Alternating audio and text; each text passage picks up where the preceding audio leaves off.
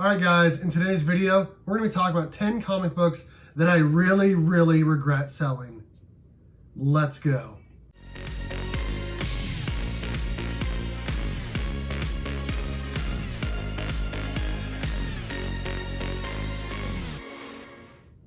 What's up everyone? My name is Steve from Burke Family 54 Comics, and in today's video, we're going to be talking about 10 comic books that I really regret selling. Before I do that though, go ahead and hit that like button, hit the subscribe button, and go ahead and hit that notification bell so you know when I upload new content.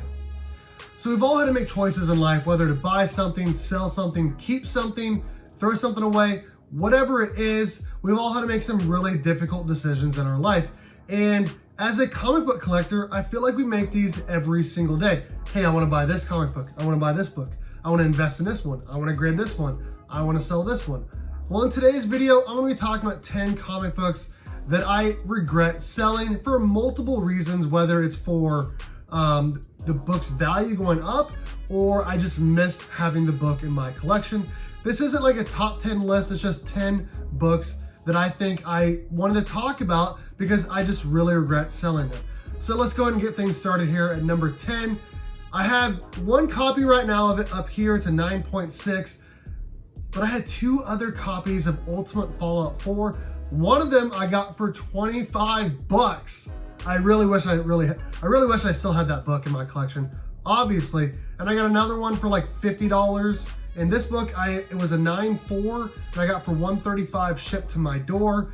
Then I got it pressed, or cracked, pressed, and regraded, and it came back in 9.6. But I really wish I still had those other two copies, considering I was only into those for around 75 bucks or so. So the first book up I wanted to say that I regret selling is my other two copies of Ultimate Fallout 4. The next book up is a book that I hardly had any money into it at all. I want to say it was like $50, maybe $45, something crazy like that, shipped to my door. It was Avengers Annual number 10 and an 8.5 signature series signed by Michael Golden. And obviously everyone knows that is the first appearance of Rogue.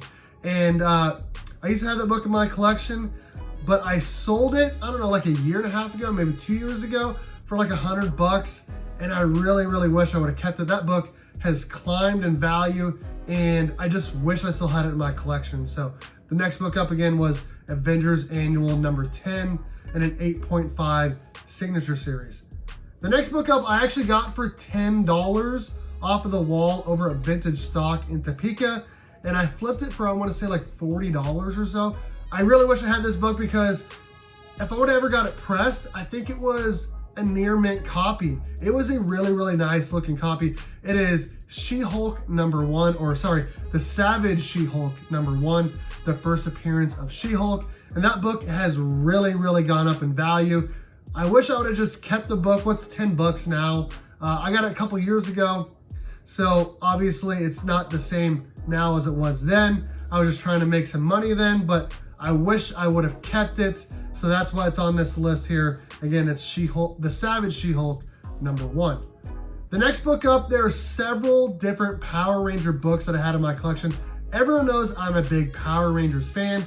I had a couple 1 of 25 Mighty Morphin Power Rangers. It was issue 7 and issue 2, the Green Ranger, White Ranger, signed by JDF himself.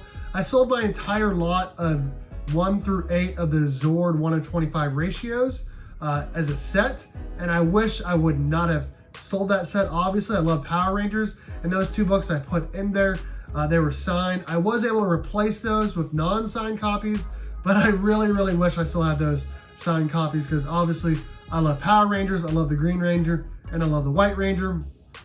I also sold a Power Ranger, Mighty Morphin Power Rangers number 5, San Diego Comic-Con exclusive 9.8 a couple years ago, but my buddy Carlito Classico was kind enough to AOK me a raw copy, which I sent to CGC, and it did come back in 9.8, so I'm never letting that bad boy go. So here again, we got some signed Power Rangers and some just Power Ranger books in general that I really wish I would not have sold.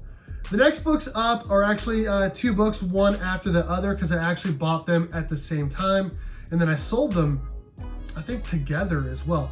We had Batman number 171. It was a coverless copy that is the first Silver Age appearance of the Riddler. And then Batman 181, it was the first appearance of Poison Ivy, but it was missing the pinup. And both of those reasons, the coverless copy, or sorry, not being, it wasn't attached at the staples. And the other one not having a pinup was really the big reason why I sold those. And I thought, hey, you know, maybe 6 months later I can buy another copy of each one of those at a decent price, because I made some nice money off of the transaction. But every single comic book has gone up in value. So I don't know if I'll be able to get a 171 and a 181 anytime soon for a good price. So that's why they're on my list. I'm gonna try at some point to collect every single Batman book issue 100 through now, which is gonna take me several years to do. But hopefully at some point I do have that entire collection. Anything under 100 is gonna be almost impossible, but I think 100 through now is attainable. We'll see. So I definitely need to get me another copy of Batman 181 and 171. The next book up is actually a book that I made a trade on. So I sold the book, I traded the book plus cash. It is this book right here. It is ASM number 361. I had one in a 9.8 newsstand signed by Bagley. And when my car died a couple years ago, I needed some money. And my friend Karate Kevin was there to rescue me. He bought it, he traded me his 9.0 copy, which is what is up there. It's also signed, it's also a newsstand, and he also gave me some money as well. But I really wish I wouldn't have done that transaction. Obviously now a 9.8 ASM 361 is like $1,500 or so. So I definitely wish I would have kept that book, because I was like $125 into the book. I hardly had any money into that book at all. So I still made, you know, a nice profit. I was able to get a new car for myself and all of that, but I really wish I would have kept that book, obviously. We have 3 more books on the list. The next one up is New Mutants 98, the first appearance of Deadpool. I actually had 2 copies of that book. The first one is one of the ones that I had to sell when my car died, and I sold it to Big Will, along with a couple other books that I was actually able to buy back from him. I think they're up there. I don't know. Brave and Bold 54, First Teen Titans, and then Wolverine number 1. I was able to buy back both of those from Big Will and Comic Books NYC. But the other one I sold to him was New Mutants 98, the first appearance of Deadpool.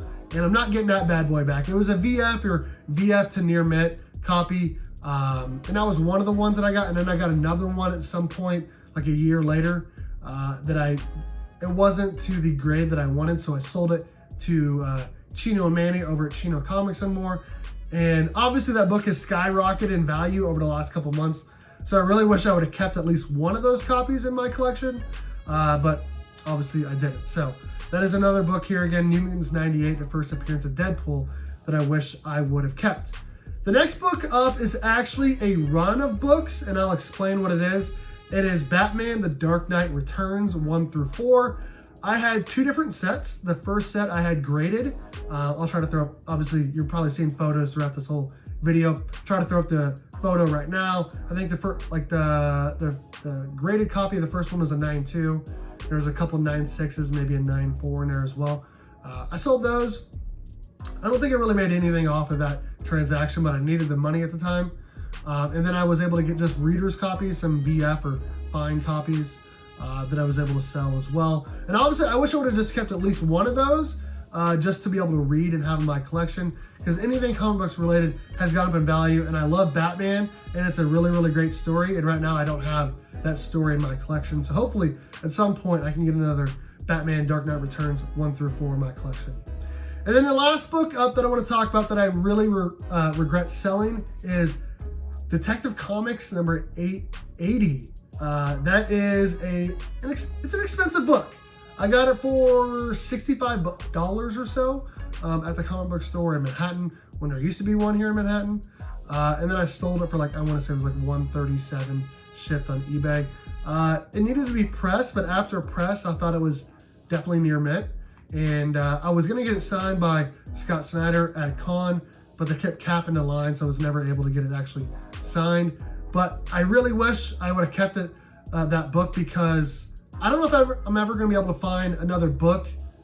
I don't know if I'm ever going to be able to find that book again for that price and that grade. So those are the books again that I regret selling. I'll go back over them again.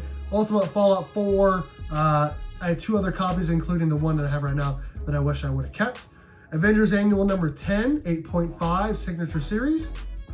The Savage She-Hulk number 1. Whole bunch of Power Ranger and signed Power Ranger comic books. Batman number 171 and 181. ASM 361 9.8 newsstand signed by Bagley. New Mutants 98. I had 2 of them. Batman The Dark Knight Returns 1 through 4. Again, I had 2 of those. And Detective Comics number 880. I really wish I still had all of those in my collection. Obviously, I probably used that money to be able to get other books. I think I sold, I'm pretty sure I sold those 171 and 181 to get some Power Ranger books. So don't make fun of me in the comments, but I do remember that. I specifically remember that. I don't know about the others, but obviously I probably used that money to fund the hobby. But I really wish I would have kept those, obviously. So thanks everyone for watching. Again, my name is Steve from Burke Family 54 Comics. What I'm going to do is I'm going to nominate a couple of my friends to make a video just like this, talking about comic books, or 10 comic books that they regret selling. The first person up I want to nominate is Nick's Kicks and Comics. I think he's going to have some pretty good bangers that he regrets selling. Adrian Pandawesome 316. Again, I think he's going to have some more bangers that he regrets selling. Ultimate Fallout 4. And then Two Brothers Comics. Dustin just sold a whole bunch of comics, so I'm interested to hear the 10 comic books that all 3 of those people regret selling. Thanks everyone for watching. Like I said, I'm Steve from Burke Family 54 Comics. Which one of those books that I talked about today do you think I should regret selling the most? Do you have any of these? All of that and more.